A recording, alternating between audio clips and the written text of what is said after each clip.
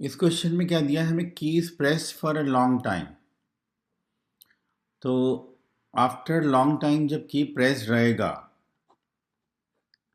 तो पता है हमें कि इंडक्टर जो होते हैं वो एक वायर की तरह बिहेव करते हैं और उसमें कोई वोल्टेज नहीं होता क्योंकि करंट कांस्टेंट हो चुका होता है।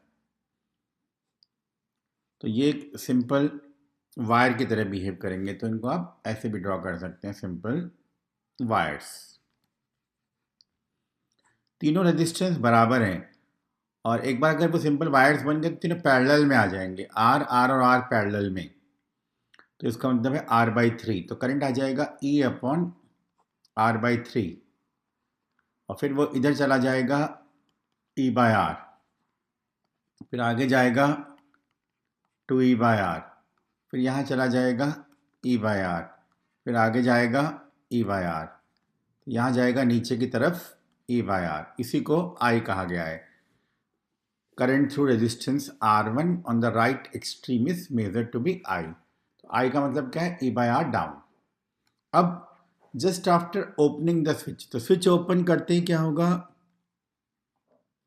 जो बैटरी है वो बेकार हो जाएगी।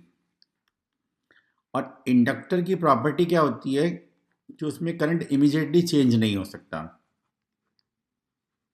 तो हमें पहले इंडक्टर पे ध्यान देना है। इस इंडक्टर में करंट कितना था, यहाँ पर जो इंडक्टर था टू ई बाय आर, और यहाँ जो था उसमें कितना था, ई बाय आर।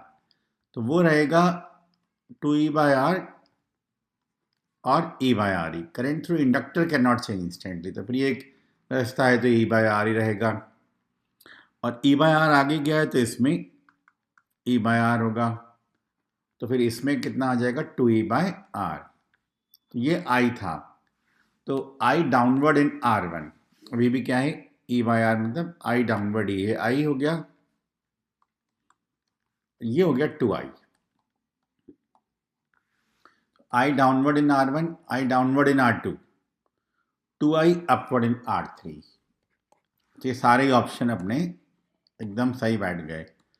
बिल्कुल ओरल प्रॉपर्टी बेस्ड क्वेश्चन था।